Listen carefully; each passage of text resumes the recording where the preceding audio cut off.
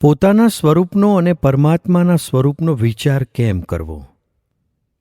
દિવાન સાહેબને શુદ્ધ સબીજ જ્ઞાન અંતરમાં ઉતરી ગયું. એટલે ભગતજીએ તેને પુષ્ટિ આપવા માટે હવે આત્મારૂપ થઈ પુરુષોત્તમમાં જોડાવાની વાત કરવા માંડી. ભગતજીએ કહ્યું, ભજન કરતાં કરતાં જ્યારે જીવમાં બહુ બળ આવે ત્યારે આત્માનો સાક્ષાત્કાર થાય. તે આત્મા કેવો છે? તો શુદ્ધ છે, ચૈતન્ય છે અને 3 દેહ, 3 ગુણ, 3 અવસ્થાથી નોખો છે. તે આત્માની અક્ષર સંગાથે એકતા કરવી અને અખંડ એમ માનવું કે હું આત્મા છું, અક્ષર છું, બ્રહ્મ છું, સચ્ચિદાનંદ છું, અખંડાનંદ, ભજનાનંદ, ગોવિંદાનંદ, પૂર્ણાનંદ, બ્રહ્માનંદ છું.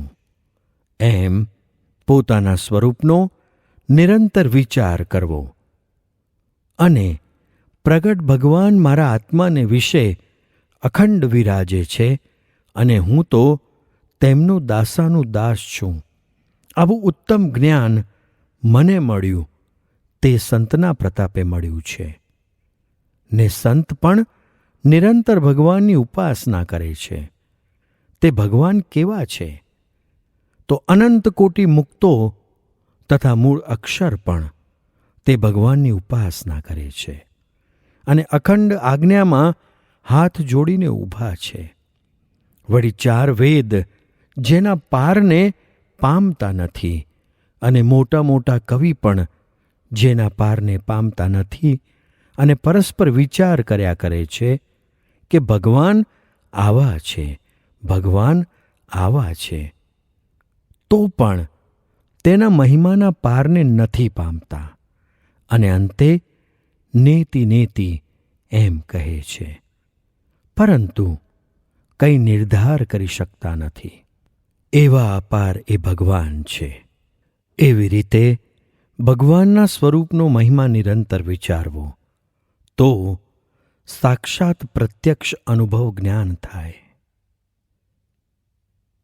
એટલી વાત કરીને લોયા પ્રકરણનું 10મું વચનામૃત વંચાવીને 5-7 વખત દિવાનજી પાસે બોલાવ્યું. આવું જે માયા થકી પરશુદ્ધ જ્ઞાન તેને હું પામ્યો તે સંતના પ્રતાપે પામ્યો છું અને તે સંત પરમેશ્વરના ભક્ત છે અને પરમેશ્વર છે.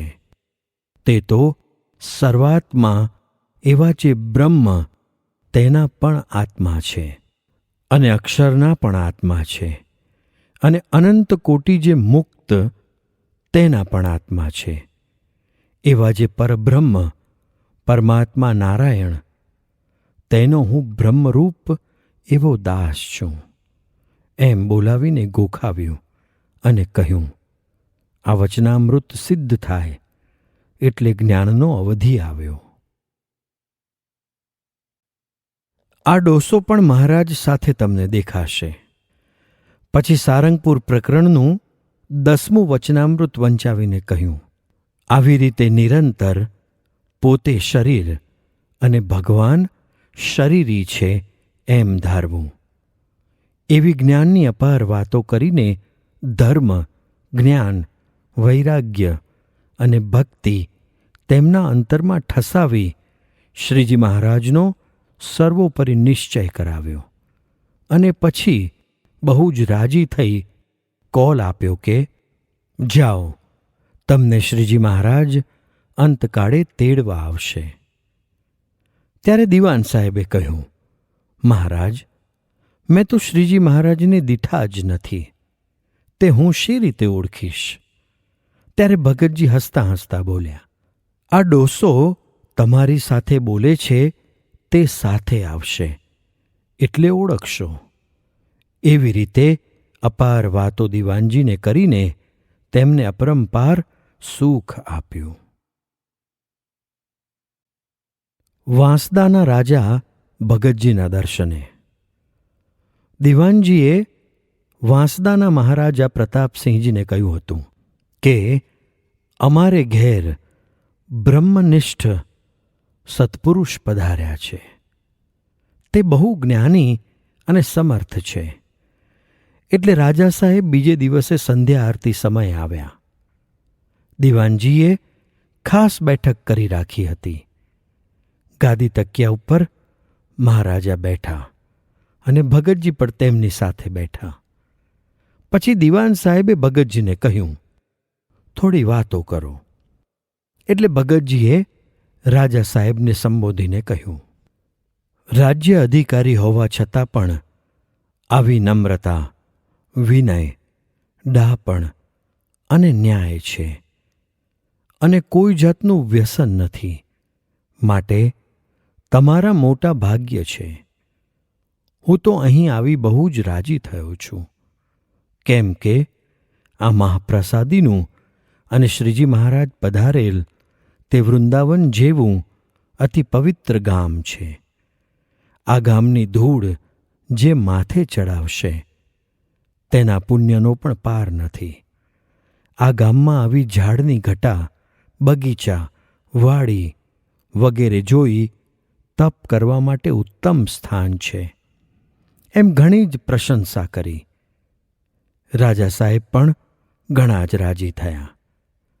પછી દિવાનજીએ રાજ્યની રીત પ્રમાણે પાન, સોપારી, અત્તર વગેરેથી રાજાનું સન્માન કર્યું. એ પછી મહારાજા સાહેબ ઉઠીને ઘેર ગયા. 4 વેદનો ભણેલો હોય પણ અહીંયા ચાલે તેમ નથી. બીજે દિવસે પણ મહારાજા ભગતજીના દર્શને આવ્યા અને ભગતજીને કહ્યું, આપ વૃત્તિ ખેંચીને માળા ફેરવો છો એમ દિવાનજી કહે છે, તે મને આપ બતાવો. એટલે ભગતજીએ તે પ્રમાણે વૃત્તિઓ ખેંચી 10 માળા ફેરવી. પછી ભક્ત ચિંતામણીમાંથી શ્રીજી મહારાજ વાંસદા પધાર્યા એ પ્રકરણ વંચાવ્યું અને ઘણી જ વાતો કરી. પછી નાયબ દિવાન જે દરબાર સાથે આવ્યા હતા તેમણે ભગતજીને પૂછ્યું, સ્વામિનારાયણ ભગવાન હતા તો અયોધ્યામાં પંથ કેમ ન ચલાવ્યો અને અહીં કેમ આવ્યા? ત્યારે ભગતજી કહે, કોઈ કરોડપતિ શાહુકાર હોય અને તેણે કોઈ પરદેશમાં રૂપિયા ધીર્યા હોય, તે લેવા સારું પરદેશ જાય કે ન જાય? એમ વાત કરી. એટલે સર્વે હસી પડ્યા અને નાયબ દિવાન બોલતા બંધ થયા. પછી દરબારે કહ્યું, જેને પૂછવું હોય તે પૂછો, ભલે 4 વેદનો ભણેલો હોય પણ અહીંયા ચાલે તેમ નથી. એ પછી દરબારે ભગતજીને કહ્યું, આપને અમારા બાગમાં પધરાવવા છે તો આપ ક્યારે પધારશો?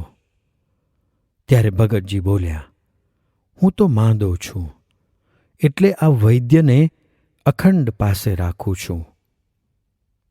ત્યારે દરબારે કહ્યું, આપના સારું મારી બગી મોકલું. એ પ્રમાણે નક્કી કરી બીજે દિવસે બાગમાં પધરામણી કરી. આ પ્રમાણે વાંસદામાં અદ્ભુત સમાસ થયો. પુરુષોત્તમદાસજીને ગોળી આપી ઘાટ બંધ કર્યા. ઉનાઈ માતાથી વરિયાવના કાશીરામ બ્રાહ્મણ રોજ ભગતજીનો સમાગમ કરવા આવતા અને વાતો સાંભળી બહુ જ રાજી થયા. પછી ભગતજીને તેણે હાથ જોડી કહ્યું, મહારાજ, મારે ગામ આપ ન પધારો? ત્યારે ભગતજી કહે, આચાર્ય મહારાજની આજ્ઞા વિના મારાથી અવાય નહીં. એક બારોટ નિત્ય આવતો અને ભગતજીને બાપજી બાપજી કરે અને ખૂબ સેવા કરે. માતરના મિસ્ત્રી મૂળજીભાઈ પણ આવ્યા હતા.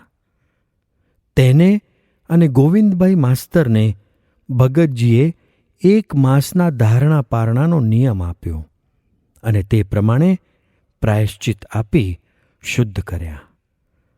વળી પુરુષોત્તમદાસજી કહે, મને બહુ જ ઘાટ થાય છે.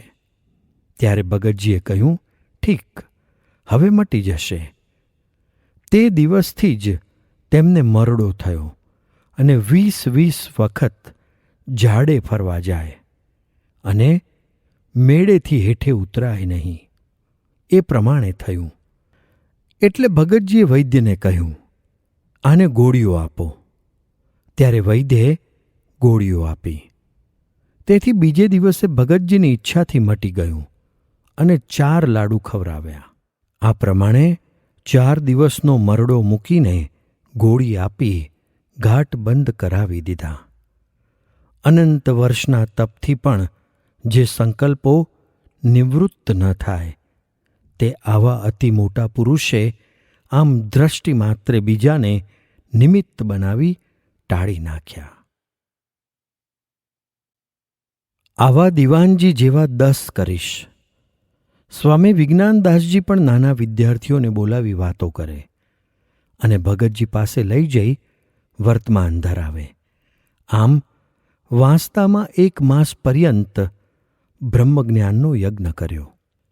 પછી વિજ્ઞાનદાસજી પાસે ભગતજીએ વરતાલ કોઠારી ઉપર કાગળ લખાવ્યો, અમારે અહીં સમાગમ સારો થયો છે અને હવે વરતાલ આવવા ઈચ્છા છે અને વચ્ચે સુરત ઉતરવું છે.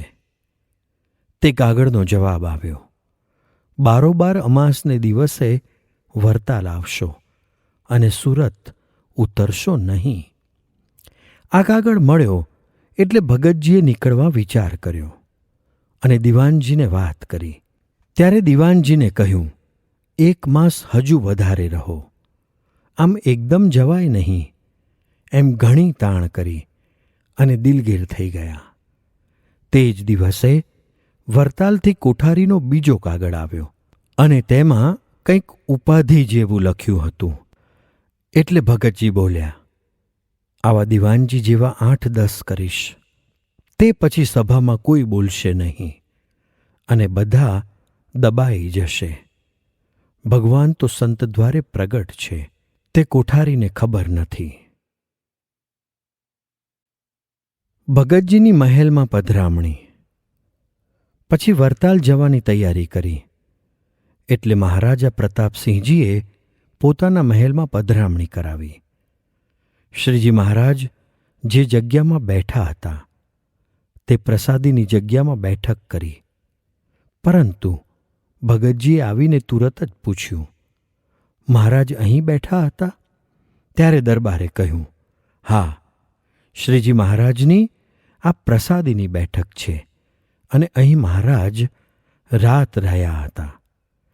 એટલે ભગતજી તે જગ્યાએ દંડવત કરીને સામે બેઠા અને દરબારને કહ્યું, આ તો અતિ પવિત્ર પ્રસાદીની જગ્યા છે, તેનો આપણા વપરાશ માટે ઉપયોગ થાય નહીં.